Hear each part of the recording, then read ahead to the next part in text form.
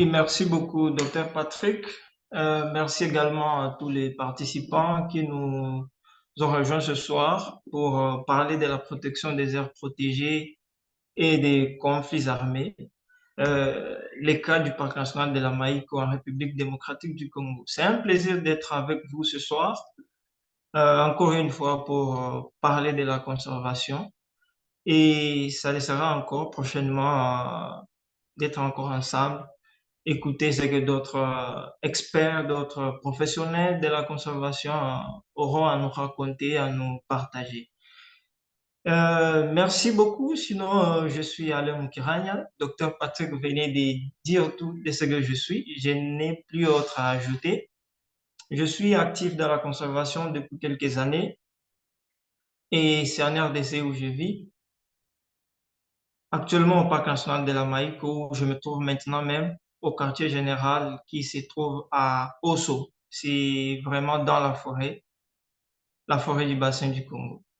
Merci. Avec votre autorisation, on peut déjà commencer avec la présentation du jour.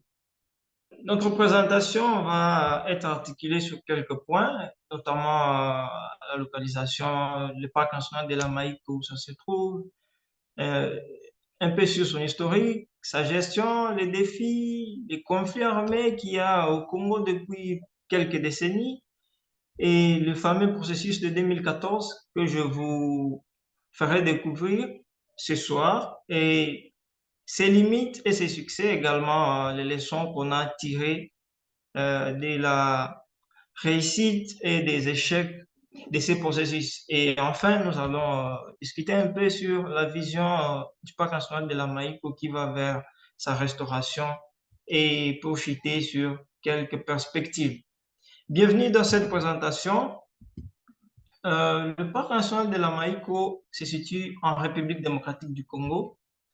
Euh, c'est un peu à l'est entre la zone guinéo-congolaise, c'est-à-dire la forêt du bassin du Congo à l'ouest et les rifts albertains à l'est. Donc, Maïko est une zone transitionnelle. C'est une zone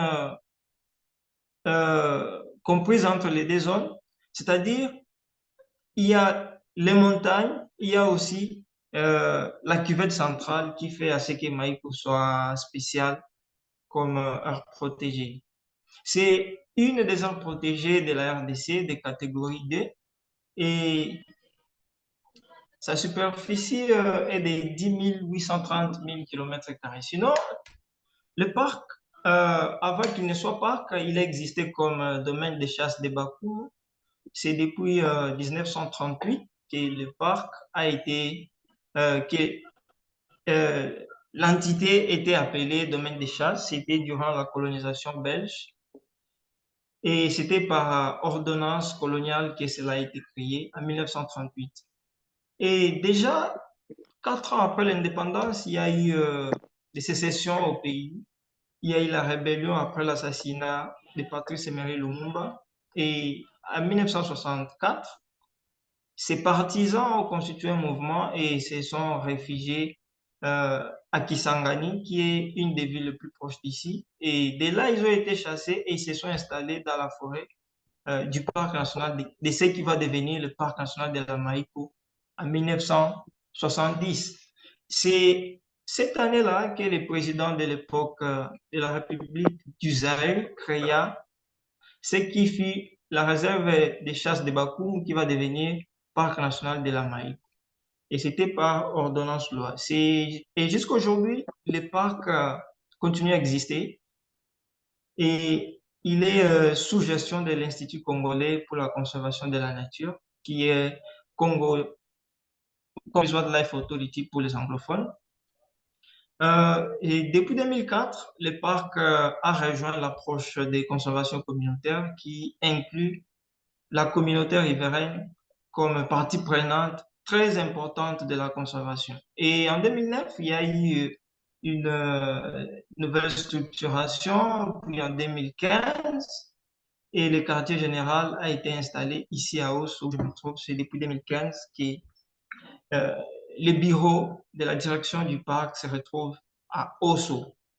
Et en 2020, nous avons fêté 50 ans d'existence. Et cette année, en novembre, nous allons faire 54 ans depuis que le parc existe. Voilà un peu ce qui est de l'historique du parc national de la Maïco.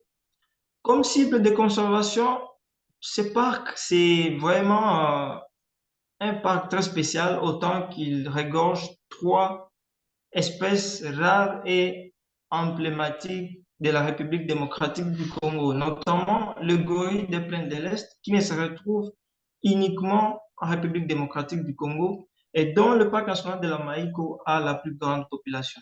C'est la même chose pour l'Okapi, sans beaucoup de surprises, mais malheureusement qui n'est pas connu au public. Le parc national de la Maïko aurait une population plus importante des okapis que toutes les aires protégées de la RDC, notamment la réserve des fonds en Okapi et le parc national de la Salonga et d'autres réserves qui ont aussi les okapis dans leurs réserves et aires protégées. Néanmoins, l'okapi, c'est aussi endémique en République démocratique du Congo. On ne le retrouve pas ailleurs.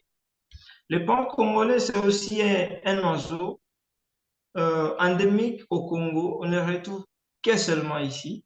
Voilà les trois espèces endémiques qui sont réfugiées, qui ne se retrouvent uniquement euh, protégées au parc national de la Maïko. Au-delà de ça, il y a les éléphants de forêt qui sont en population importante aussi. Il y a les chimpanzés, il y a aussi la forêt ombrophile, une forêt qui est sempervirente aussi, qui est inondée par plusieurs cours d'eau qui se déversent dans le fleuve Congo et plusieurs salines qui sont importantes pour le fonctionnement de ces écosystèmes. Euh, Parlons de la gestion du parc national de la Maïko. Maïko est géré par l'Institut congolais pour la conservation de la nature, pour qui je travaille. C'est l'autorité congolaise qui gère les aires protégées et la biodiversité. Depuis la création, le parc a toujours été géré par le gouvernement congolais, ce qui est différent d'autres aires protégées ici au Congo qui sont passées de la cogestion ou du partenariat public-privé. Et comme je venais de le dire un peu avant, le quartier général se trouve à Osso, c'est au sud du parc, donc à l'extrémité sud. Et le quartier général contrôle trois secteurs, notamment les secteurs nord, centre et sud. Et chaque secteur a ce qu'on appelle station. Donc, chez nous, les stations, ce sont le point qui contrôle les secteurs. On en a aussi trois. À Tingitingi pour le secteur sud, à Opienge pour le secteur centre, à Mangorijipa pour le secteur nord. Et il y a aussi des postes de patrouille qui ont existé aussi depuis longtemps. Et vu le contexte sécuritaire, des fois, ces postes sont fermés, des fois ouverts. Mais ce qui a constaté que l'administration du parc se trouve vraiment à l'extérieur du parc. C'est la différence du parc national de la Maïko avec d'autres aires protégées, parce que c'est une zone enclavée et difficile à accéder. Avec l'état de la route, comme c'est une région tropicale où il pleut toute l'année. Quels sont les défis du parc national de la Maïko? Nous faisons face à quelques défis, notamment la présence des milices. Ces milices sont armées, des fois plus que même les gardes des parcs.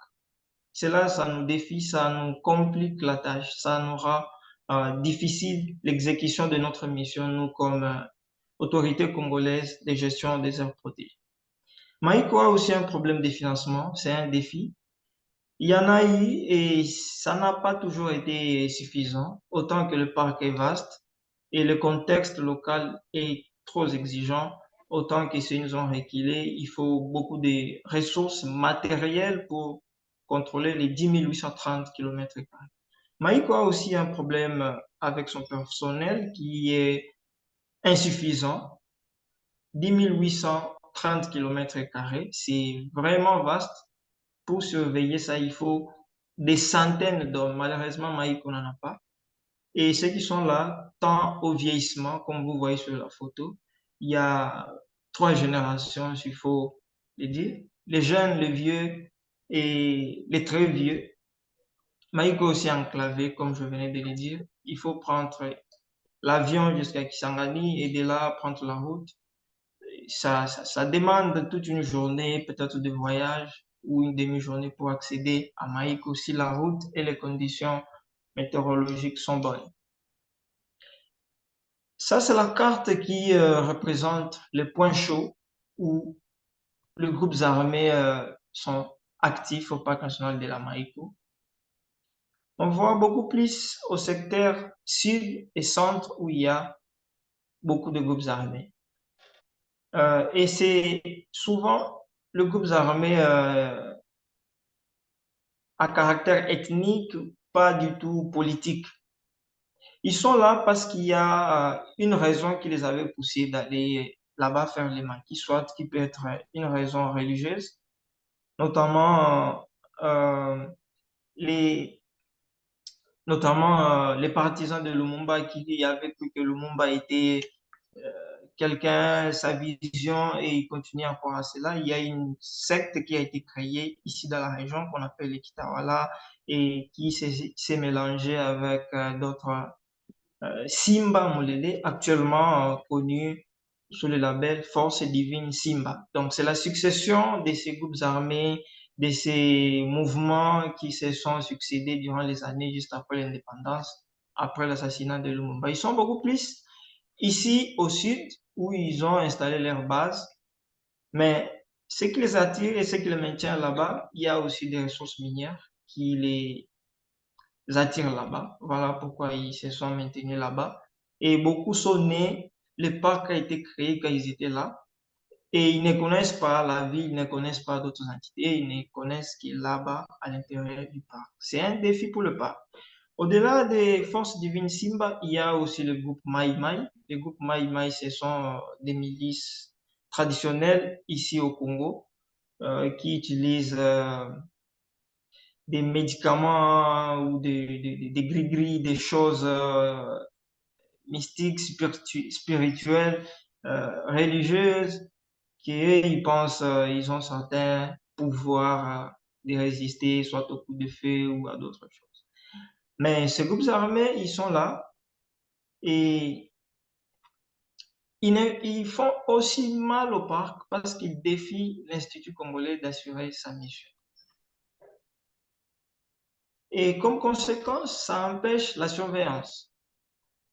Les patrouilles ne s'effectuent pas comme ça devrait l'être autant qu'il y a des gens à l'intérieur qui sont armés et cela ne facilite pas la tâche.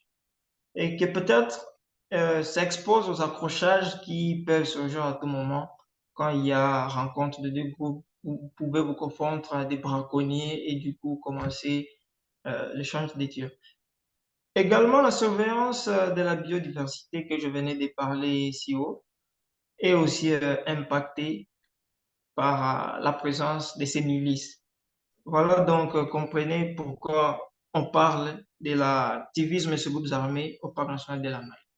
Ils sont là, ils sont nombreux et ils continuent à faire mal. Ça, c'est un groupe de braconniers qui ont été surpris et a déjà installé une base, un campement à l'intérieur du parc.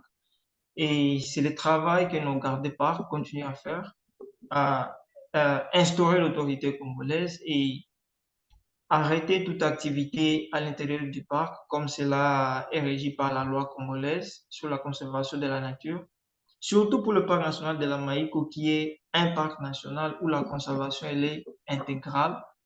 Aucune installation ne doit être admise à l'intérieur du parc. Voilà comment nos équipes sont sur le terrain en train de lutter contre le braconnage et d'autres activités illicites, notamment l'exploitation minière, l'agriculture et l'exploitation du bois et autres.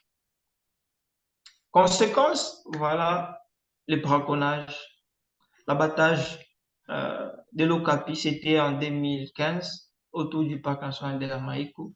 L'Okapi, c'est l'espèce emblématique du pays. Même le logo de l'Institut congolais pour la conservation de la nature, c'est l'Okapi qui est dedans. Et voilà, l'espèce la plus protégée continue aussi à subir ces menaces à cause des milices qui sont installées dans nos aires protégées. Mais aujourd'hui, parlons des conflits armés qui sévissent depuis 3 décennies à l'est de la République démocratique du Congo. C'est non loin d'ici, à quelques centaines de kilomètres. Et c'est là, euh, depuis 3 décennies, ces conflits ne finissent pas. Il y a toujours la guerre. Il y a des milices qui se sont créées pour protéger des clans, pour protéger des populations, pour protéger des intérêts comme les carrés miniers. Et cela a eu plusieurs incidents sur la population parce qu'ils ne savent plus accéder à leurs activités champêtres, ils ne savent plus aller à l'école, ils ne savent plus aller au marché autant qu'il y a des miliciens qui exigent des taxes, qui insécurisent les zones reculées. Mais la conservation n'est pas aussi épargnée, autant que c'est dans les aires protégées, dans la forêt où ces miliciens choisissent comme bastion, comme milieu où ils font leur maquis. Et dernièrement, il y a eu la résurgence du mouvement du 23 mars, je m'excuse, qui est en train d'avancer aussi vers le parc national de la Maïko, au-delà du parc national de Virunga qui est assiégé euh, sur une bonne partie, notamment les secteurs sud et les secteurs lac. Et cette menace se rapproche vers le parc national de la Maïko. Et déjà, on constate à sentir cette menace autant qu'il y a euh, mouvement, il y a activisme des groupes armés qui se préparent à combattre l'agression qui vient d'ailleurs. Et tout cela impacte la conservation, autant qu'il y a circulation des armes et des munitions, et cela n'épargne pas aussi les animaux. En 2014, sous initiative du gouvernement congolais, à travers son institution responsable de la conservation et de la nature, le parc national de la Maïko a initié un processus de démobilisation des miliciens qui se trouvent au parc à l'intérieur. Ce processus, c'était à l'époque du directeur général, l'ancien directeur général Cosmas Wilungula, qui a mobilisé le fonds, le gouvernement, le moyen, les autorités pour négocier, sensibiliser, amener ces miliciens qui sont à l'intérieur de quitter la forêt, de rejoindre la vie civile et se démobiliser, se désengager et réintégrer la vie normale comme autres citoyens. Et ce processus avait connu aussi des succès et des limites qui aujourd'hui sont perceptibles ici au Parlement national de l'Amérique. Et comme on voit, il y a eu signature d'une feuille de route à la fin de ces consultations, négociations. Les rebelles qui étaient à l'intérieur avaient accepté de quitter. Certains avaient accepté moyennant quelque chose de négociation en retour. Et c'est ce que je vous invite à parler euh, ici dans cette diapositive. Ils ont accepté de quitter, mais en retour, ils devraient être accompagnés, ils devraient être intégrés, réinsérés quelque part.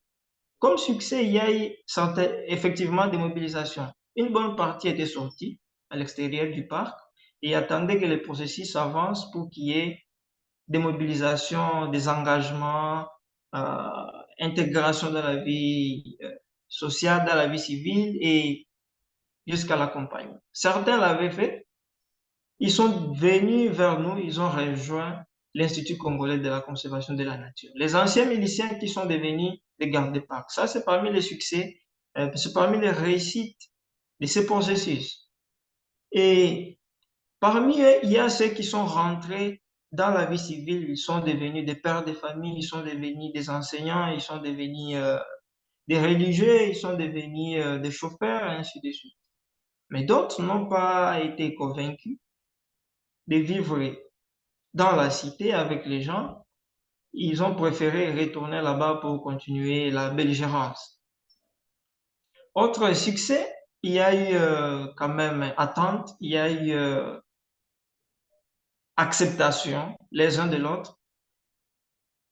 Quand les équipes se rencontrent, ça, il ne pouvait plus avoir des échanges, des accrochages, parce qu'ils étaient déjà adhérents au processus qui les amenait à quitter la forêt. Et dernièrement, ils se sont encore lancés dans un nouveau processus qui n'a pas malheureusement aussi abouti. On va en parler un peu vers la fin. Et comme fruit de ce processus, il y a eu l'augmentation de la couverture ou de la surveillance du parc. La surface que les gardes surveillaient avant 2015, c'est-à-dire avant le processus, et la surface après le processus, on prend juste ici 4 années, de 2015 à 2019, où les équipes ont effectué 126 patrouilles. Et chaque mois, il faut retenir que chaque mois, il y a une patrouille et c'est lancé au même moment partout au parc. Et 126 patrouilles durant 4 ans, c'est vraiment insuffisant. C'est vraiment quelque chose à encourager, bien que ça demeure insuffisant, mais c'est encourageant parce qu'avant cela, c'était compliqué de le faire autant qu'il y avait des miliciens. La carte ici à côté montre les zones en rouge qui ont été beaucoup plus couvertes.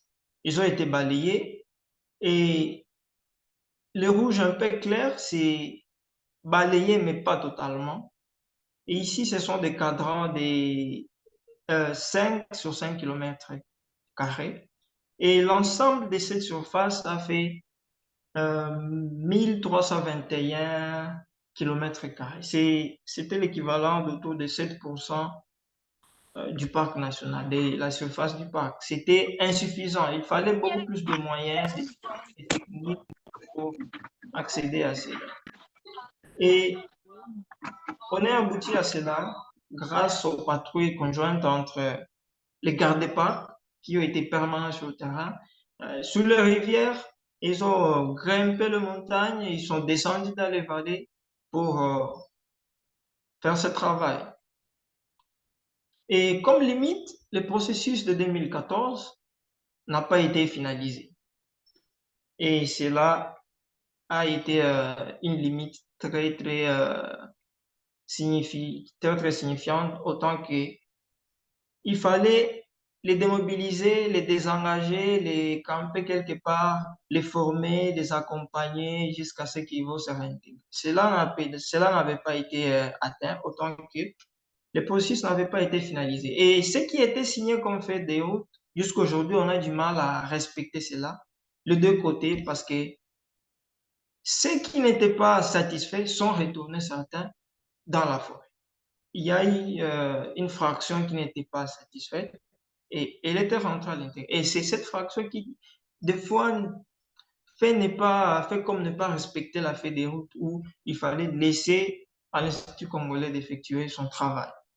Au-delà des efforts fournis par l'Institut congolais, qui s'est forcé quand même à respecter une bonne partie de ses engagements, les amis qui sont rentrés dans la forêt et n'ont pas pu, et jusqu'à aujourd'hui, des fois, ne respectent pas totalement leurs engagements.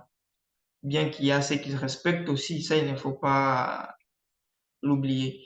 Et s'il n'y a pas eu finalisation du processus, il y a eu détournement de fonds. C'est le fléau des pays africains. Les fonds ont toujours été lapidés, détournés. Si le travail est fait à 60 ou 70%, le reste, des fois, c'est détourné et les projets n'aboutissent pas aux résultats vraiment atteints. Autre chose, c'est l'instabilité politique, autant qu'il y a eu changement de régime, changement des autorités. Au niveau du pays, il y avait déjà des agitations, autant qu'il devait y avoir des élections et le gouvernement devrait changer. Cela a impacté l'administration au niveau de l'Institut congolais pour la conservation de la nature. Cela est allé jusqu'au niveau du site. Après le détournement, tout ça, il fallait balayer tout ce qui était impliqué dans ça. Ces changements-là d'autorité, la vision n'était pas partagée avec ce qui était venu après. Et cela avait limité ce processus d'aboutir à ce qu'on voulait voir comme résultat. Il y a eu manque d'accompagnement. Ceux qui étaient revenus au village, en dehors du parc, ils n'ont pas été accompagnés. Et certains sont retournés là-bas pour continuer les activités illégales, notamment l'exploitation minière illégale, le braconnage pour certains, parce qu'ils n'ont pas trouvé le moyen de survie, d'autres alternatives une fois à l'extérieur du parc. Il y en a eu plusieurs, ça c'est juste quelques limites qu'a connu le processus. Alors, qu'est-ce que nous avons appris comme leçon de ce processus? On a compris que la collaboration au sens large entre les parcs, l'autorité administrative, l'autorité coutumière, l'autorité policière, militaire. Donc, cette collaboration horizontale a produit des résultats. Et c'est ce qui a abouti au désengagement de certains qui ont accepté. Parce qu'on a utilisé les leaders locaux, ils ont été convaincus, ils sont partis sensibilisés et ils sont parvenus à convaincre leurs frères de quitter la forêt et de venir. L'autorité a également joué un très grand rôle parce que c'était appuyé par le gouvernement qui a accompagné le processus, malheureusement, qui n'avait pas abouti à la fin. Voilà donc, nous rappelons ici l'importance de la collaboration entre les gestionnaires et d'autres parties prenantes dans des situations de gestion des aires protégées en conflit ou en période de conflit, comme c'est le cas ici en République démocratique du Congo et dans d'autres pays. Le parc a aussi beaucoup travaillé dans la planification pour doubler, pour multiplier les efforts, la couverture, il fallait planifier. Il fallait travailler beaucoup plus avec les équipes, voir ce qui pouvait être fait et comment le faire dans le temps, les ressources essentielles, matérielles et humaines. Et jusqu'aujourd'hui, les résultats sont palpables, autant que vous allez voir et puis après comment, grâce à la planification, les taux de couverture continuent à augmenter avec les patrouilles qui sont déployées chaque mois dans des zones qui ne sont pas habituellement ouvertes. Autre leçon que nous avons tirée de tout ceci est que la faune, une fois la stabilité est mise en place, une fois la zone est paisible, la faune prospère aussi, la faune réapparaît et elle évolue. Ça, c'est une image d'une okapi photographiée au Parc national de la Marico, euh, confirmant la présence de cette espèce qui s'est réfugiée ici.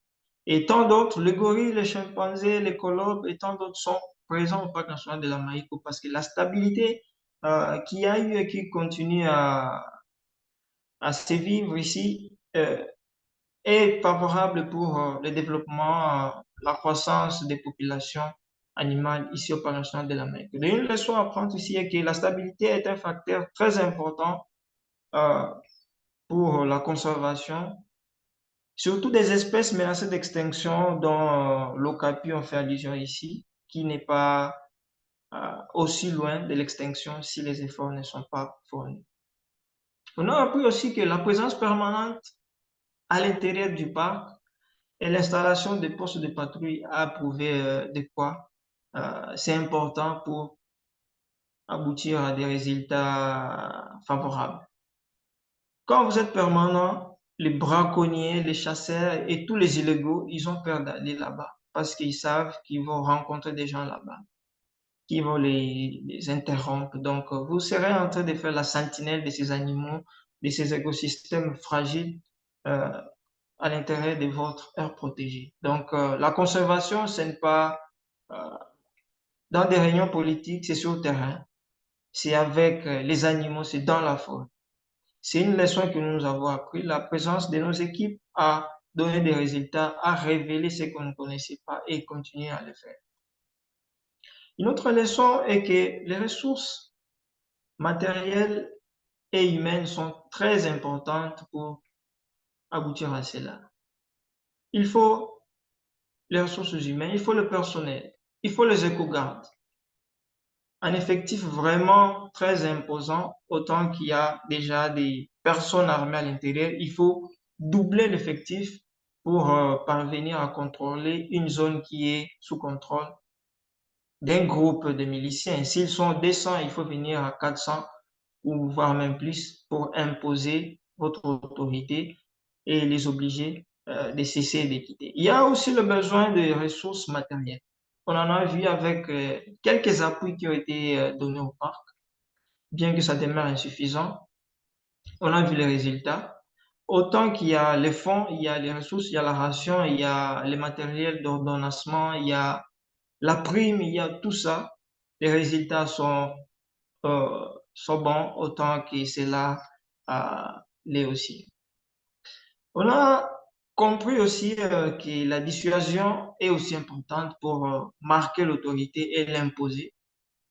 Quand l'effectif est imposant et que la présence elle est permanente, ça crée la désolation, ça crée la peur du côté adverse. Et ceux qui comptaient faire des choses à l'intérieur, comme la destruction, le parcours, ils ont peur autant qu'ils voient la présence de l'autorité dans la région. Nous avons l'habitude de faire ça dans les villages ici autour du parc. Nos équipes font chaque semaine, au moins, il y a une marche de dissuasion qui se passe dans les villages, notamment ici autour du quartier général et même dans d'autres secteurs. Et cela a marqué beaucoup plus en termes d'impact. Nous avons appris aussi que l'autorité de l'État doit être restaurée. Et ça revient au gouvernement qui doit fournir beaucoup plus d'efforts de restaurer et d'imposer son autorité, de remettre d'autres services administratifs, notamment la justice, et d'autres services, notamment la coordination de l'environnement, euh, la police des frontières, la direction générale d'immigration, les services de tourisme et tant d'autres services. Parce qu'à l'absence de ces services, on s'est rendu compte que les miliciens imposent la loi et ils font ce qu'ils veulent parce qu'il n'y a pas l'autorité de l'État. Si l'autorité de l'État est rétablie partout, les coupables sont condamnés en audience foraine. Cela va décourager les autres qui comptaient faire la même chose. Donc, c'est une leçon aussi que nous avons retenue de notre expérience au Parc national de la Maï. Les résultats ici, sur 220 patrouilles effectuées entre 2020 et 2023, donc jusqu'à l'année passée, on a doublé l'effort, voire même triplé, jusqu'à atteindre 18 327 km des patrouilles ou des marches à pied dans le parc. C'est là surtout de 37% de la surface du parc. Et c'est grâce aux équipes, leur permanence sur le terrain et le matériel et ressources qui a été mis à leur disposition. Si cela était en quantité, peut-être ils pouvaient faire mieux que ça. Et ce qu'il faut retenir, c'est qu'au parc national de la Maïque, il n'y a pas de route. Donc, les patrouilles sont pédestres, soit fluviales sur des rivières, mais pas sur de longues distances. Mais c'est à pied. Imaginez les gens qui font 18 327 km², qui balayent ça.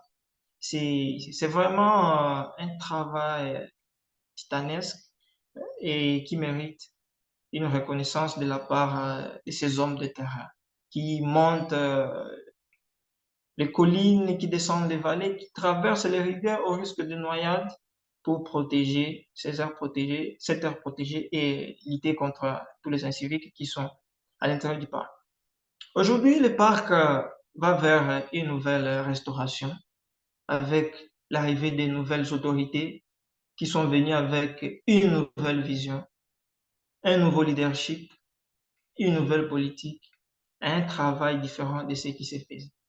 Aujourd'hui, le parc national de la Maïko, avec les nouvelles autorités qu'il y a, Maïko donne espoir, Maïko parvient à tendre vers les standards d'auteurs protégés. Maïko qui était oublié, aujourd'hui Maïko commence à être parlé, commence à être visité, Maïko commence à attirer l'attention parce que les menaces diminuent de plus en plus grâce au leadership qui est les nouvelles autorités ont amené. C'est là effectivement après les travaux des prédécesseurs qui ont commencé et aujourd'hui, si on aboutit à ce que Maïko soit vivable, Maïko commence à se faire sentir, Maïko commence à attirer l'attention.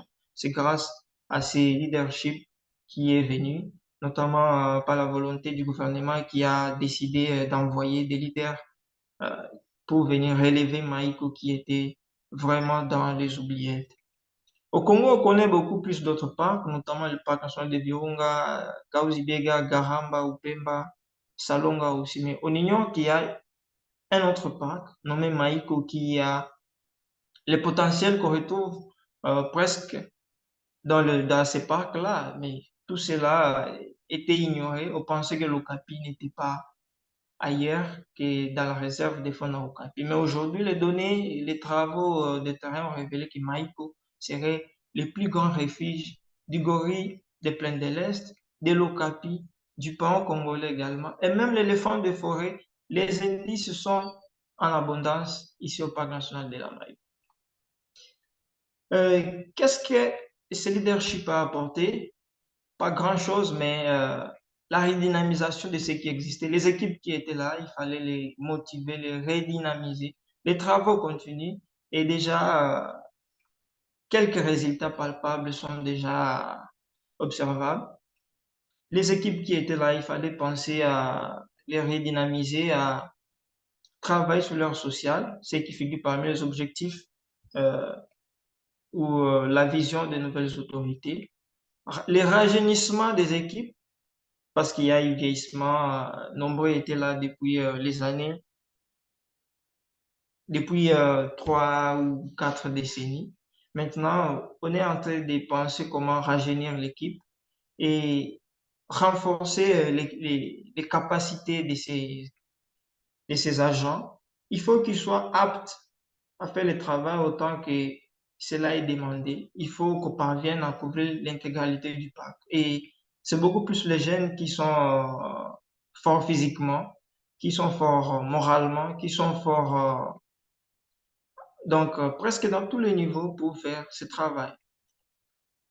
Et comme perspective, le parc travaille et continue à multiplier les efforts des lobbying, des fundraising à tous les niveaux. Et ça commence à attirer l'attention de plusieurs partenaires qui souhaitent venir ici, voire même décrocher des contrats d'éco-gestion ou des partenariats pour le parc national de la Maïko. Le parc souhaite aussi finaliser le processus de 2014 qui n'avait pas abouti. Et il y a eu, il y a quelques années, je pense 2 ans, il y a eu un autre processus de Nairobi où les miliciens, un groupe qui est au parc, notamment les forces Divine Simba, ces forces Divine Simba sont parties aussi au processus de Nairobi pour négocier avec le gouvernement. Malheureusement, cela aussi n'a pas abouti. Le processus a été terminé avec des poissons. Et le parc continue à faire le lobbying et espère dans les jours à venir, finaliser le processus de 2014 parce que c'était en son initiative. Le parc travaille sur la recherche des appuis à tous les niveaux, professionnels, techniques, humains, matériels, scientifiques. Le parc reste ouvert pour ceux qui veulent et pour reconnaître et découvrir ce qu'il y a à conserver ici. Le parc, comme je venais de le dire, veut rajeunir son équipe, avoir des jeunes qui sont efficaces, qui sont forts sur le terrain. Le parc a besoin aussi de matériel d'ordonnancement, comme c'est une guerre avec des milices qui sont armées plus que même les gardes des parcs. Imaginez faire la guerre contre quelqu'un qui est armé plus que vous, c'est sacrifier les autres. Le parc veut aussi consolider les acquis du processus, notamment une certaine compréhension. Il n'y a pas d'accrochage vraiment. Ce n'est pas le cas comme au Parc national de Virunga où lorsque les gardes-parcs se croisent avec les miliciens, il y a toujours accrochage. Mais ici, en tout cas, il y a eu une certaine tolérance et cela est en train d'aboutir à faire comprendre même ceux qui étaient restés d'équiper, soit rejoindre l'ICSN dès que l'opportunité sera là. Les uns ont déjà rejoint, les autres, la porte sera encore ouverte pour eux. Et le parc veut aussi autonomiser les communautés Une fois autonomes, ces communautés ne vont plus faire recours aux ressources du parc parce qu'ils sont là aussi pour empiéter, pour exploiter les ressources minières, notamment l'or, les diamants, et faire les champs, faire le braconnage. Si ils ont d'autres alternatives, s'ils ont d'autres façons de gagner leur vie, ils ne vont plus se focaliser, ils ne vont plus tirer leur attention sur les ressources du parc. Et la pacification de la zone sur laquelle le gouvernement travaille est quelque chose que le parc tient compte sur ça. Une fois la zone est pacifiée, la conservation sera faisable parce que c'est difficile de conserver dans une zone où il y a éclatement de bombes. C'est difficile parce que la faune elle-même, elle est victime. Les animaux meurent aussi dans cette guerre. Et cela n'épargne pas aussi les communautés qui sont devenues des réfugiés. Et la menace pèse maintenant sur le parc national de la Maïque, encore une fois, de cette agression qui est à l'Est. Voilà, nous vous remercions pour votre présence ce soir, pour cet entretien, pour ces partages de notre expérience. Et je vous recommande de lire un document qui est téléchargeable sur Internet. Parc national de la Maïco face à l'activisme des groupes armés. C'est un document très important qui détaille, qui raconte le processus de 2014 beaucoup plus en profondeur sur les limites et les succès que cela aboutit. Voilà, je vous remercie et nous sommes très contents d'être avec vous et bienvenue pour les débats, les échanges, les questions. Euh, je vous remercie. C'est M. Alexis Mboum Kazembe, coordonnateur de l'Association des agriculteurs sans frontières, Mhm. AASF RDC. Bon, là, moi, je voulais poser un peu la question par rapport à aux communautés locales résidant autour du projet d'accompagnement de ces communautés-là locales. Et Mm. deuxième des questions, comment et quel est le mécanisme pour multiplier par rapport à la, à la prévention des gens qui entrent dans nos parcs? Comment expliquer ça? S'il y a des préventions, c'est que vous pouvez aussi prendre et augmenter aussi les,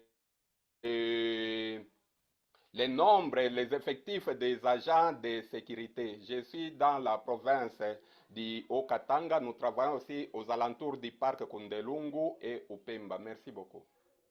Ok. Alain, donc, à toi, donc, tu as eu, tu as écouté les questions, ok? Tu peux y aller? Ah oui, oui, merci beaucoup, monsieur Alexis, mon compatriote. C'est un plaisir de vous avoir parmi nous. Merci aussi pour votre question. Euh, Directement, je commence par la première qui voulait savoir ce qu'on pense ou quelles sont les alternatives pour accompagner les communautés locales. Mm. À cela, je dirais que le parc s'est engagé dans beaucoup de choses. Et ici, localement, au Parc national de la Maïco, il y a eu plusieurs infrastructures qui ont été construites pour accompagner les communautés locales. Par exemple, les infrastructures scolaires. L'éducation, on sait que si on éduque ces populations, c'est un avenir durable qu'on est en train de donner à cela. Ils seront autonomes, ils seront utiles à eux-mêmes et à leur communauté. Le parc a construit plusieurs écoles euh, autour, autour du parc. Il y a eu plusieurs écoles qui ont été construites. À cela, il y a eu aussi des infrastructures sanitaires qui ont été construites et tant d'autres. Parce que dans la feuille de route, il y avait eu le besoin manifesté et que la communauté avait demandé ce que cela manquait pour leur communauté, notamment les infrastructures. Et malheureusement, le processus n'avait pas abouti à la fin, le fléau de la corruption et des détournements, mais il y a eu quand même de l'accompagnement. Et aujourd'hui, il y a eu quelques années, aujourd'hui, il y a eu encore quelques accompagnements, notamment dans la pisciculture, l'agriculture, l'élevage. On a essayé d'accompagner la communauté, mais c'est là, comme c'est culturel, des fois, il y a des projets qui ne sont pas adaptés aux cultures de communauté. C'est difficile ici pour le contexte de la Maïque où la population vit vraiment dans la forêt. et elle est très attachée à la consommation de la viande de brousse. Et que donc le projet à caractère agricole pour les accompagner, des fois ça ne tient pas parce que c'est un peuple culturellement, apparemment, ils sont beaucoup plus liés à la forêt, ils sont habitués au ramassage, à la collecte dans la forêt. Mais le parc n'a pas cessé de les accompagner, autant qu'il y a d'autres projets en cours qui ont donné aussi quand même des résultats. Et cela, c'est parmi les accompagnements. Et le parc en a besoin d'autres accompagnements qui continuent à aboutir à cela. Et dernièrement, il y a eu des concessions forestières des communautés locales qui ont été établies dans la zone tampon du parc, notamment au sud et à l'est. Et dans ces concessions forestières des communautés locales, la communauté est accompagnée de faire certaines activités selon les microzonages qu'ils ont effectués dans ces concessions forestières, notamment des zones agricoles, des zones de développement et également des zones de conservation. Donc, le parc, avec ses partenaires, appuie les communautés riveraines, notamment Fauna and Flora, qui appuie les communautés riveraines pour leur autonomisation, pour leur développement aussi. Par rapport à la seconde question, très vite, je pense comme prévention à prendre, le gouvernement avait déjà pris une prévention en créant ce qu'on appelle corps PPN, qui est le corps de protection des parcs nationaux et réserves. C'est une unité de l'armée, c'est tout un département qui est chargé uniquement de protéger les aires protégées, notamment euh, en cas d'agression, en cas de milices armées. Cela, normalement, ne revient pas à l'Institut congolais pour la conservation de la nature pour aller combattre les miliciens qui ont des visions politiques. Cela ne revient pas à la compétence de l'ICCN. Mais pour ce faire, le gouvernement avait créé, c'était en 2014, si j'ai bonne mémoire, un corps spécial de l'armée qui est chargé de protéger les parcs nationaux et réserves. Malheureusement, ce corps n'avait pas été très fort financièrement et même techniquement. Cela a impacté ses efforts sur le terrain où les parcs sont toujours préférés comme bastion des milices. Parce que c'est la forêt, c'est là où ils se cachent, c'est là où ils se sentent moins inquiétés. Euh, et comme prévention, nous travaillons toujours en étroite collaboration avec d'autres services sécuritaires dès qu'il y a un mouvement et nous alertons. Et d'ailleurs, le Conseil de sécurité au niveau local, au niveau régional, les autorités de l'Institut congolais pour la conservation de la nature que nous sommes participent toujours et travaillent en étroite collaboration. Et sur le terrain, on effectue aussi des patrouilles mixtes, des fois avec l'armée, pour balayer là où il pouvait y avoir des miliciens.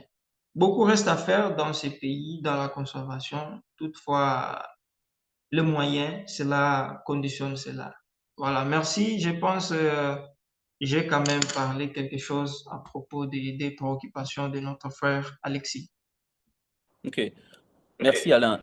Il y a des questions dans le chat, mais avant de les lire, j'aimerais savoir comment est-ce que, dans le premier élément de réponse à Alexis, comment est-ce que le parc arrive à financer ces activités-là, celles que vous avez listées, les activités dont la communauté éventuellement bénéficie? Comment vous arrivez à les financer en tenant compte du fait que vous avez mentionné que, en général, les fonds, c'est assez limité?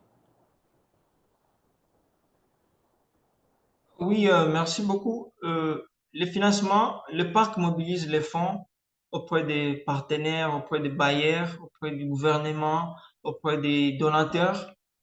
Et cela vient réaliser des travaux, des projets ici sur le terrain. Donc, ça provient soit chez le gouvernement construit des écoles, comme actuellement, il y a euh, un grand projet des PDL, projet de développement local, dont la région ici autour du parc a bénéficié aussi des infrastructures. Il y a d'autres partenaires de la conservation qui ont effectué des travaux grâce au lobbying du parc. Il y a ce que le parc fait aussi. en termes de contributions locales avec le moyen du parc, notamment surtout les affaires sociales. Le parc contribue et participe toujours parce que localement, la population, elle est pauvre. Et c'est le parc, c'est la plus grande institution, la plus grande organisation ici autour du Maïko, à part une organisation d'exploitation minière qui est à une dizaine de kilomètres de nous. Mais c'est le parc qui engage plusieurs personnes de la communauté. C'est déjà une façon de les accompagner. Quand vous prenez les ouvriers, ils viennent chaque jour, ils coupent la pelouse, ils font des petits travaux. Quand il faut transporter des choses, ils sont là. Quand il faut construire, ils sont des maçons, ils sont dedans. Donc, c'est toujours la communauté qui se retrouve dans nos activités à côté de nos gardes-parcs. Même les produits locaux sont achetés par nos équipes, par exemple la ration pour le patrouille, c'est acheté au niveau local.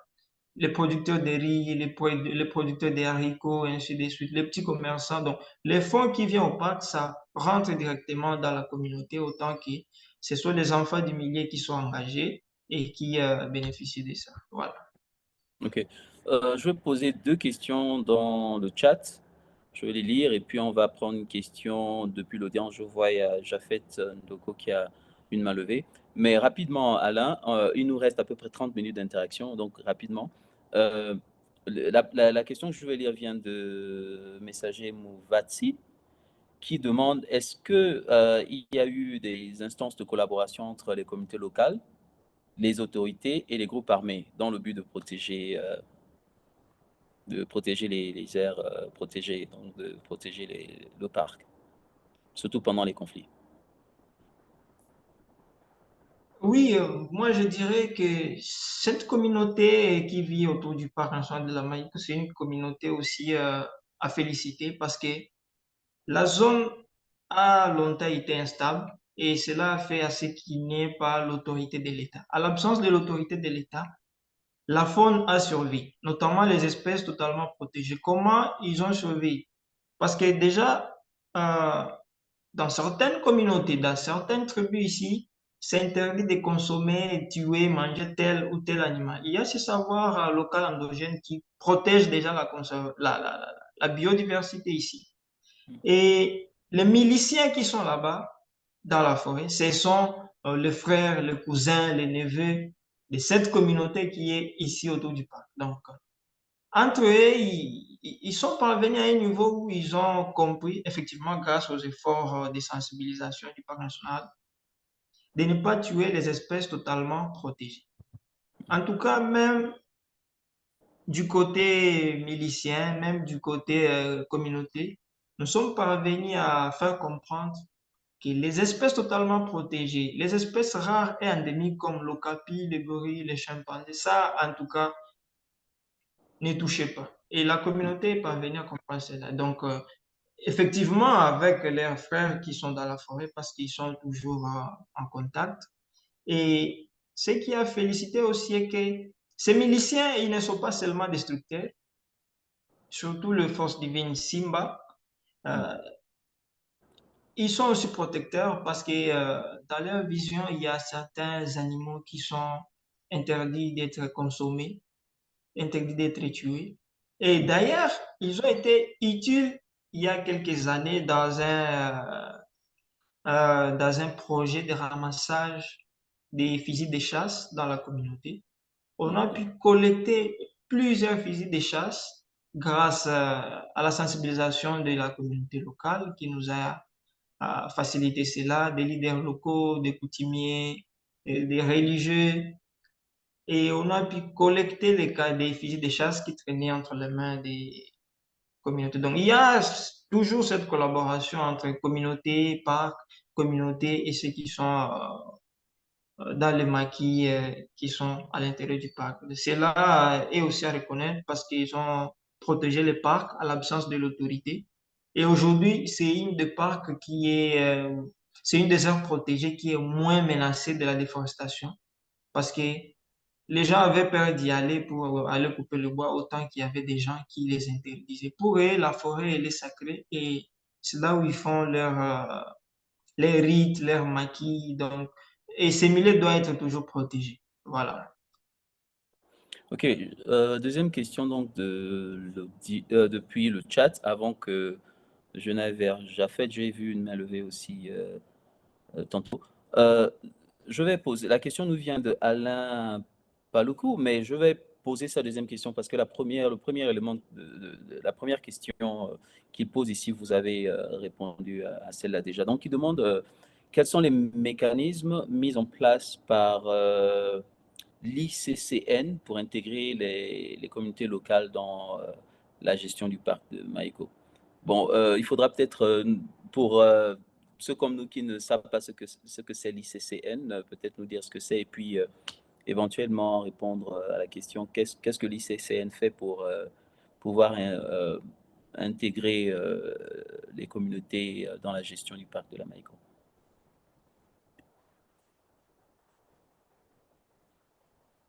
Alain? Oui, merci beaucoup pour cela. Je dirais, je l'ai souligné. Depuis 2004, il y a eu l'approche de conservation communautaire qui a été et qui a vu lieu dans la conservation en République démocratique du Congo et l'Institut congolais pour la conservation de la nature ou l'ICCN travaille avec les communautés locales. Déjà à son sein, au niveau du parc, il y a tout un département de conservation communautaire qui est chargé des questions des relations parc et communauté. Et il y a création même des comités locaux de développement qui sont toujours en contact, supervision, partage avec les départements de conservation communautaire. Il y a des projets comme ça. Et même dans la prise de certaines décisions ou dans certaines rencontres comme ce qu'on appelle COCOSI, il y a des rencontres où toutes les parties prenantes, chaque année, on doit se mettre sur la table pour évaluer ce qu'a été l'année et planifier l'année prochaine. Cette année, on compte faire ça d'ici, je pense, vers juin, juillet, août. On aura à faire cette rencontre où les leaders de la communauté, ils vont venir avec les gestionnaires, avec le partenaire, l'autorité, ainsi de suite. Donc, la communauté, elle est une partie prenante de la gestion du parc, autant qu'il y a déjà un programme qui est chargé des questions communautaires. Et d'ailleurs, le mécanisme, moi, je dirais, le fait de créer cela, et c'était déjà un mécanisme d'intégrer, de faire participer la communauté. Mais à savoir aussi qu'au parc, la conservation, elle est intégrale. La communauté ne doit pas s'installer à l'intérieur, ce qui est différent d'ailleurs. Et ici, au parc, la conservation, elle est policière. Avec les droits de l'homme et ce qui arrive actuellement, on essaie d'adoucir les mesures, mais la conservation, elle est intégrale. Personne n'est autorisé de faire certaines activités comme l'installation, le braconnage à l'intérieur du parc. Donc, c'est différent de la gestion d'une réserve où la communauté vit à l'intérieur et là, la relation doit être plus grande, plus ouverte par rapport au parc. Mais le parc, le mécanisme que le parc a développé, c'est la création des infrastructures, la construction plutôt des infrastructures et l'engagement au niveau de la communauté et tant d'autres choses. Et quand le projet vient, il faut qu'il y ait la participation locale. Les fonds de projet doivent être consommés aussi avec la communauté. Ils doivent bénéficier, ils doivent participer. Il y a un pourcentage qui doit rester. Les ressources obtenues du tourisme, il y a un pourcentage réservé pour la communauté. Donc, pour nous, les communautés locales sont nos partenaires, sont les parties prenantes de la gestion du parc parce qu'on vit avec eux et c'est pour toujours qu'ils seront là. Et ils dépendent aussi du parc parce qu'ils bénéficient des services écosystémiques du parc. Voilà. Merci. Ok, merci Alain. Nous allons prendre une question depuis l'audience. Il y a Jafet Ndoko qui avait sa main levée et puis après nous allons aller vers Oscar Balibike qui aussi a une question, je présume. Jafet?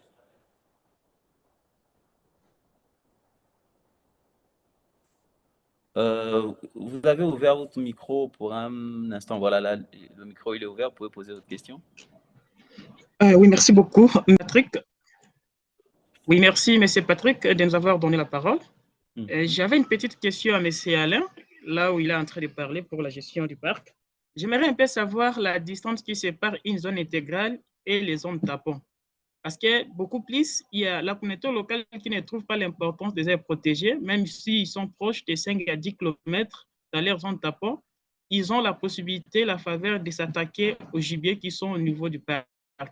Quelle est la distance légale pour la gestion des zones tampons par rapport aux zones intégrales?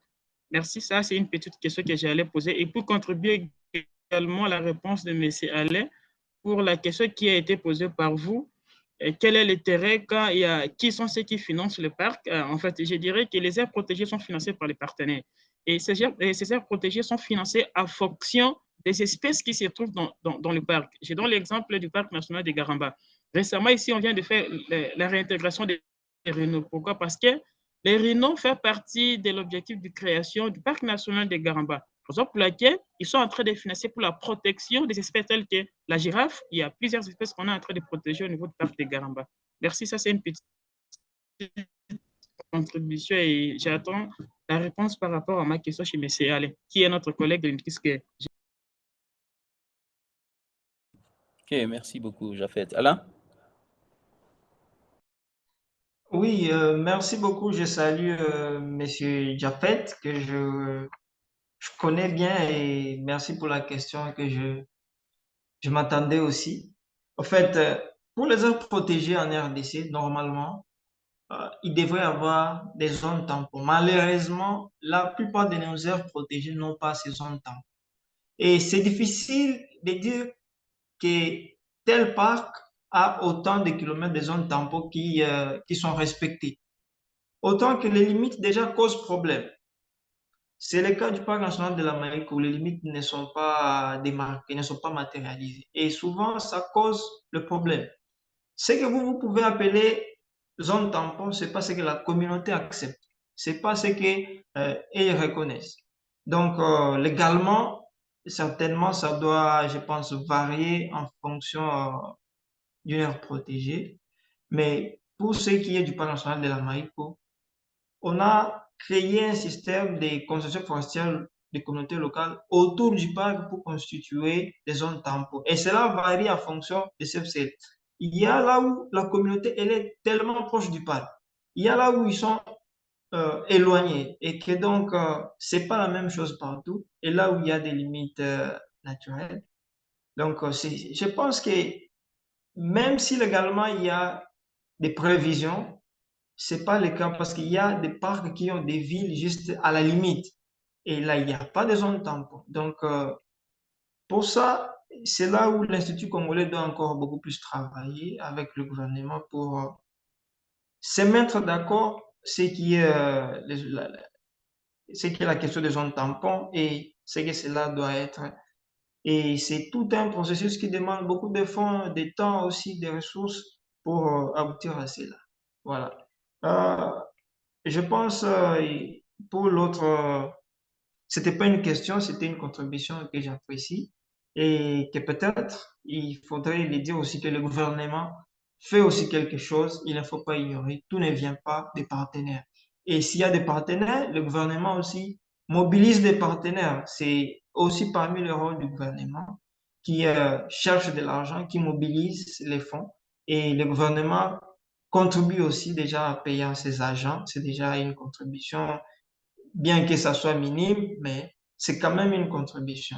Il y a aussi ce qu'il faut savoir est que c'est le gouvernement qui mobilise les fonds, comme ici au Parc national de la Maïko.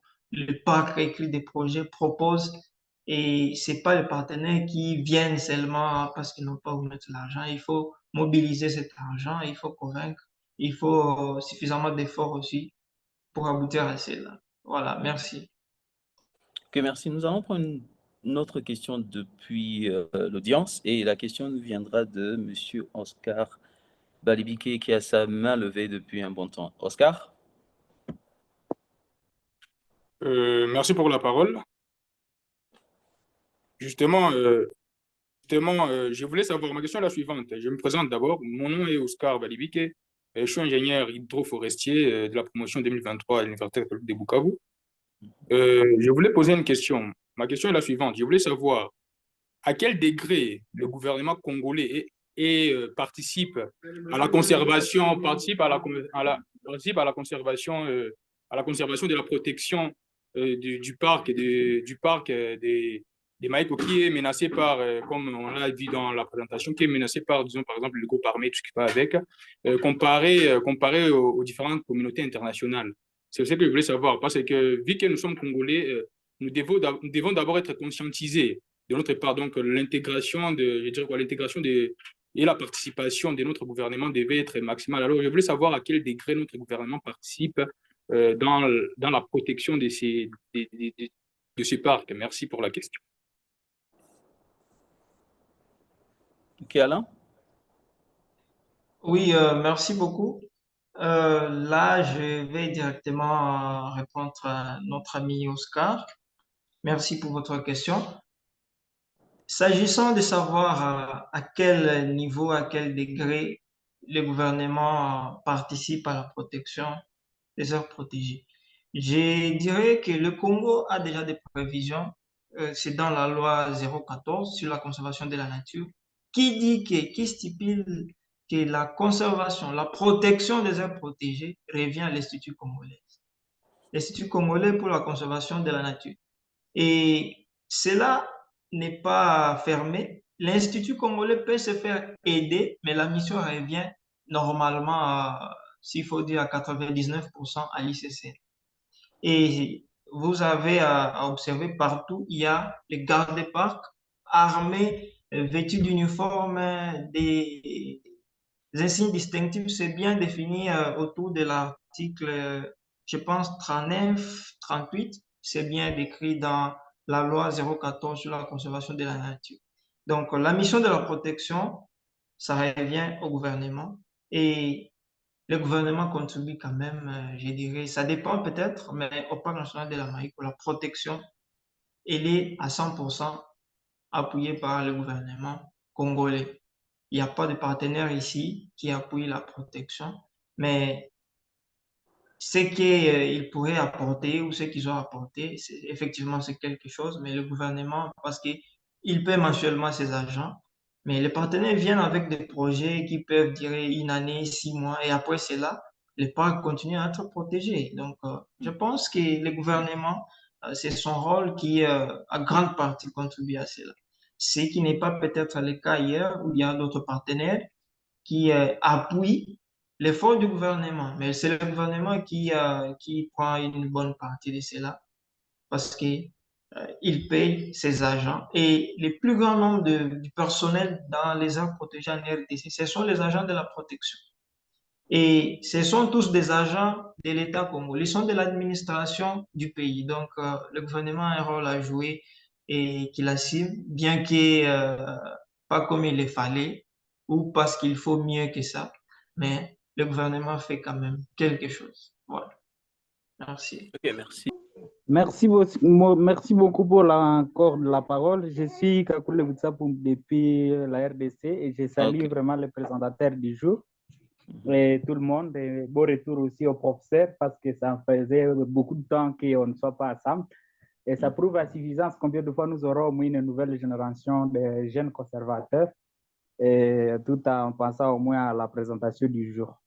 La question serait de savoir si, avec les bravoures et le fleur jeté à la gestion du parc national de Maïko, s'ils arrivent à ce que nos directeurs puissent rejoindre les caucus des autres directeurs des parcs nationaux au niveau du continent, comme le cas de la conférence qui s'est tenue au niveau des Zimbabwe, ici dernièrement, pour essayer de chercher à ce que les directeurs entre eux puissent commencer à échanger d'expériences et permettre à ce que les partenaires ne puissent pas dupliquer les mêmes actions autour de même aires de protéger au moment où il y aurait beaucoup d'autres besoins dans certaines zones, voire régions de la région en fait. Merci. Ok, Alain, rapidement, vous avez un élément de réponse pour M. Kakule? Oui, je remercie aussi pour sa préoccupation, M. Michel, que je connais que je connais et que j'ai lu aussi souvent. Je pouvais dire ici que le Congo a d'abord ce qu'on appelle RESAP, le réseau des aires protégées. Ils sont d'abord réunis au niveau national et ils se réunissent chaque année pour partager de l'expérience, pour se renforcer en capacité. Et au niveau régional, un moment, la RDC, un moment, la République démocratique du Congo avait les leads de la COMIFAC, la Commission des forêts d'Afrique centrale. Il y a aussi un réseau des aires protégées d'Afrique centrale. Il y a aussi la PAPACO. La RDC est toujours représentée dans ces réseaux-là au niveau continental. Et dernièrement, à la PAD, c'était la PAD qui a eu lieu à Zimbabwe il y a quelques mois. L'Institut congolais pour la conservation de la nature était présent avec les directeurs généraux et autres directeurs des parcs du Congo. Ils étaient là, ils ont aussi présenté, ils ont appris, ils ont partagé, ils ont euh, participé comme tout le monde. Donc, à cela, je dirais que le Congo est aussi présent, mais peut-être il faudra encore mieux que ça. Mais ils sont là. Personnellement, j'ai été contacté par certains de notre équipe qui sont partis là-bas dans la délégation du pays et ils ont participé avec d'autres gestionnaires des aires protégées d'Afrique. Voilà, merci. Ok. La question suivante, Alain, vous avez donné quelques éléments de réponse, mais je vais quand même devoir la poser. Donc, vous pouvez y répondre rapidement. La question nous vient de, je crois, c'est Paola Kamala qui dit, quels sont les impacts socio-économiques de la gestion, de la conservation du parc de la Maïko face à la population locale. Donc, impact socio-économique vis-à-vis des populations locales. Rapidement. Ok, merci beaucoup. À cela, je dirais que le parc contribue quand même quelque chose pour le développement local avec déjà les fonds qui viennent au parc et qui sont par après déversés dans la communauté. Cela déjà contribue euh, au développement communautaire. Ici, il n'y avait pas de maisons en tôle, ici autour du parc national de la Maïque. Aujourd'hui, on commence à avoir des maisons durables, construites en matériaux durables et avec des tôles. Ça, c'est déjà sur le plan social, il y a de l'amélioration. Il y a de l'éclairage public qui est installé sur la route. Il n'y avait pas même des sources d'eau. Le parc a fait de sorte que cela soit construit. Euh, Beaucoup de choses. Il y a la route qui est praticable parce que, bon, il y a des véhicules du parc et d'autres ONG qui sont ici dans la région qui font à ce que certaines routes soient praticables. Il y a aussi de l'emploi qui est créé par le parc. Avant-hier, il y a eu des équipes qui sont revenues de la forêt sur le terrain et les fonds pour il y a eu des membres de la communauté qui sont utilisés soit pour cuisiner, soit pour transporter. Tout cela, ça donne de l'emploi à ces communautés. Moi, je dirais que même si c'est insuffisant, c'est quand même quelque chose. C'est différent des nuls parce que si on revenait en arrière, il y a 10 ans, ici, autour du parc national de l'Amérique, et aujourd'hui, en tout cas, il y a des changements. Aujourd'hui, il y a les réseaux mobiles qui commencent et les gens commencent à utiliser l'Internet ici. C'est parce que le développement vient avec les institutions qui s'installent. Ça attire une certaine civilisation et c'est comme ça que ici, en tout cas, il y a quand même de l'évolution, même si beaucoup reste à faire. Mais la communauté est consciente, il n'y a pas une autre très grande institution ici autour du parc qui engage autant de personnes comme le parc national de la Maïko, à part une société d'exploitation minière qui est à quelques kilomètres, quelques dizaines de kilomètres de nous. Voilà. Merci. Ok. La prochaine question nous viendra de Monsieur Patrick Issamene qui dit quels sont les mécanismes que les autorités actuelles mettent en place pour ne pas tomber dans les erreurs du passé dans le processus de désarmement des milices.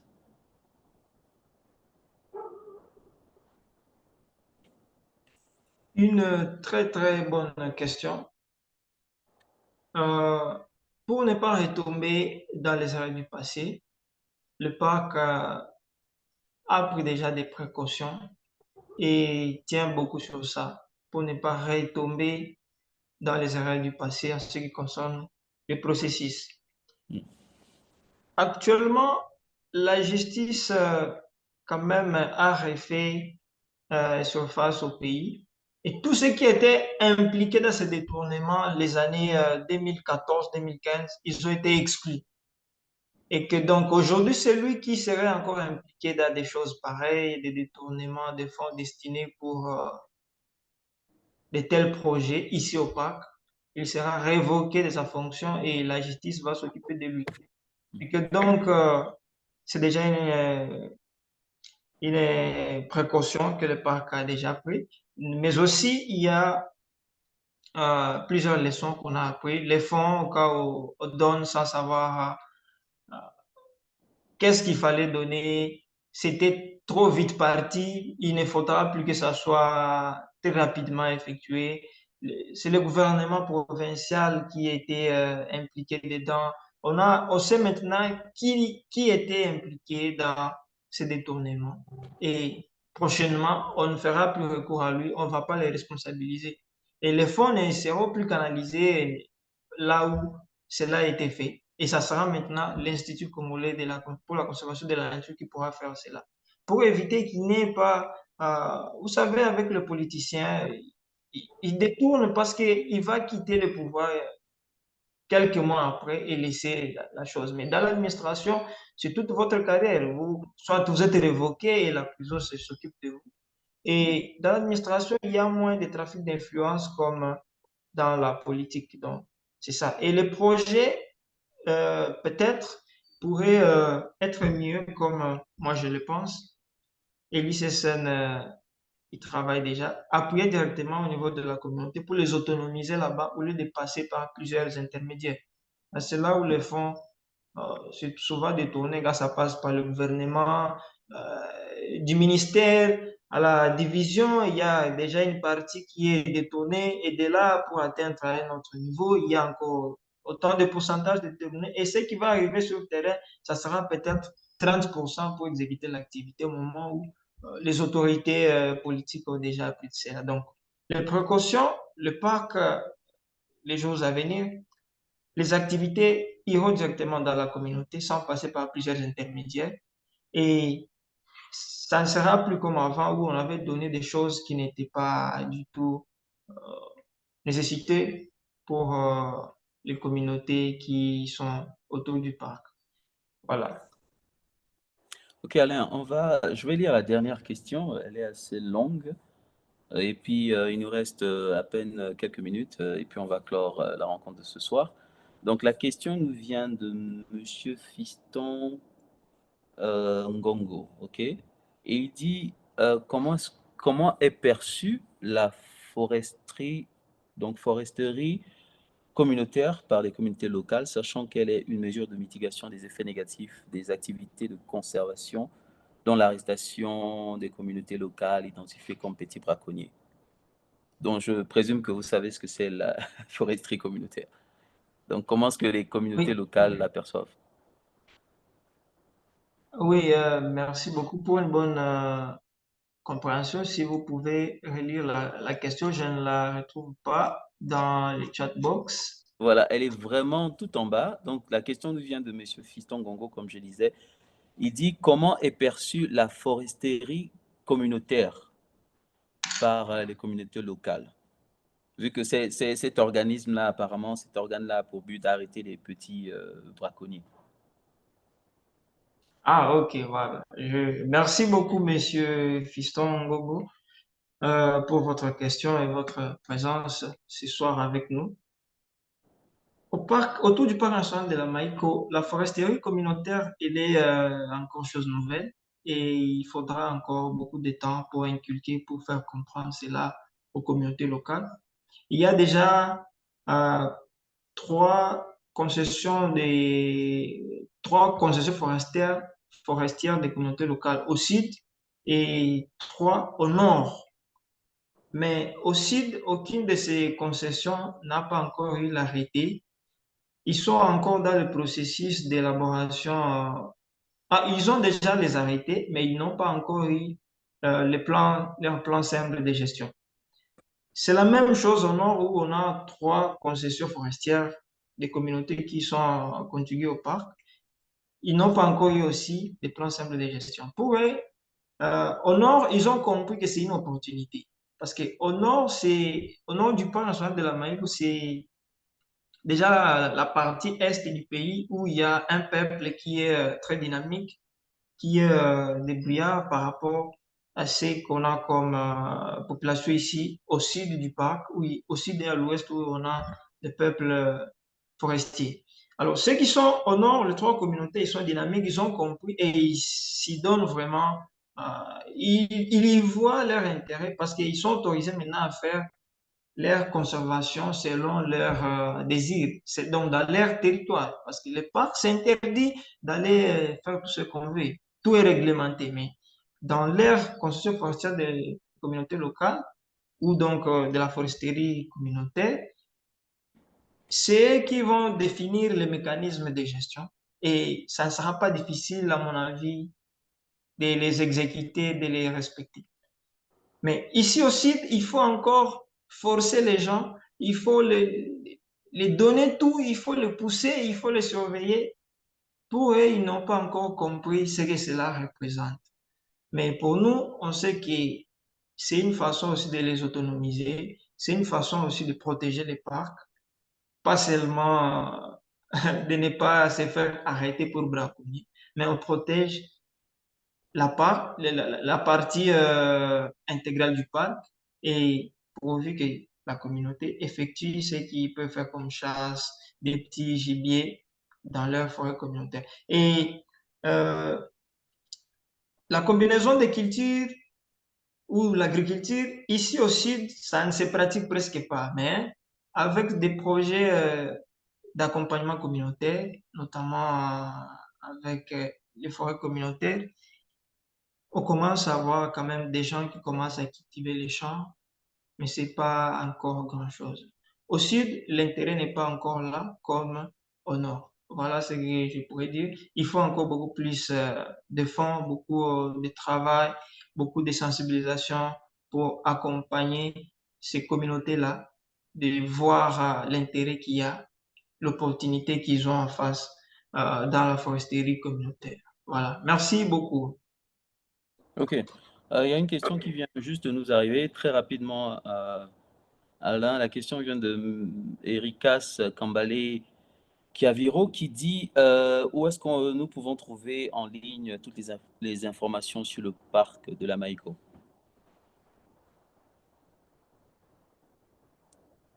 Oui, merci beaucoup. Les informations en ligne, le parc a déjà ses plateformes digitales où l'information est continuellement partagée et il y a des ouvrages, mais comme le parc national de la Maïko a longtemps été oublié, n'a pas été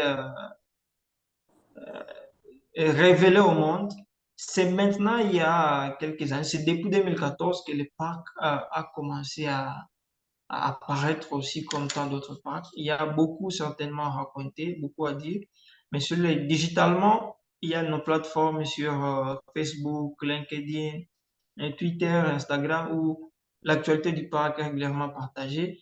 Un site web est aussi en cours d'élaboration et ça sera prêt très bientôt, une fois les informations nécessaires seront terminées et placées à l'intérieur.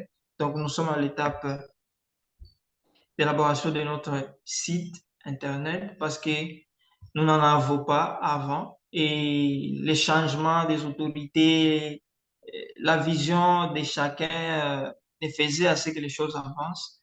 Et comme c'est une zone reculée, le parc a été le plus longtemps oublié. Le fonds a été lapidé. Il y a eu l'insécurité qui a amené à ce que le parc ne soit pas comme d'autres parce que déjà les bureaux se déplaçaient tantôt au nord, tantôt au sud, et aujourd'hui, là où nous sommes, tout ça, ça a beaucoup impacté. Comme c'est une zone reculée de la technologie, l'absence de partenaires jusque-là, des tailles comme dans certaines aires protégées du pays, a fait à ce qu'il m'a dit que ce soit un peu en retard. Mais aujourd'hui, Maïko postule déjà au rythme standard comme d'autres parcs et d'ici quelques mois, les choses vont changer parce qu'il y a déjà des partenaires qui sont là, qui sont en train de vouloir prendre le parc pour les remettre aussi au niveau standard à travers la cogestion qui va être signée d'ici quelques mois si cela aboutisse. Voilà, merci.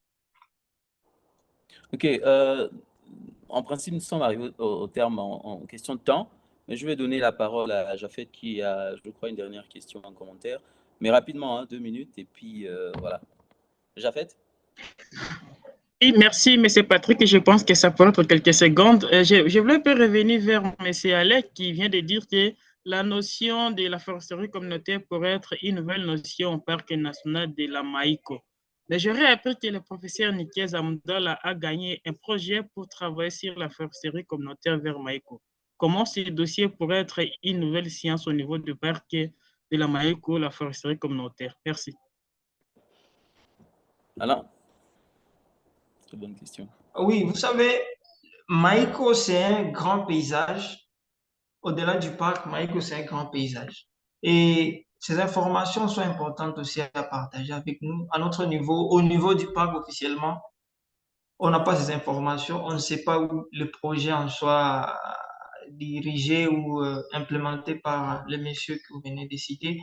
En tout cas, nous serons heureux de collaborer avec lui s'il y a nécessité d'accompagnement, de collaboration dans ce sens-là. Le parc reste ouvert officiellement de travailler avec lui. Et les paysages Maïko est vaste. Les choses qui se font à des centaines de kilomètres, je ne pense pas que cela aura directement de l'impact sur la communauté qui est juste à la limite du parc. Quand on dit foresterie communautaire, à notre connaissance, cela est nouveau chez nous. On connaît, il y a des CFCL, des concessions forestières des communautés locales qui sont à l'ouest et au sud, et au nord où il y en a aussi, qui fait total de 6 qui sont contigus au parc. Et c'est là où la foresterie communautaire est en train d'être initiée ici autour du parc national de la Maïko. Merci.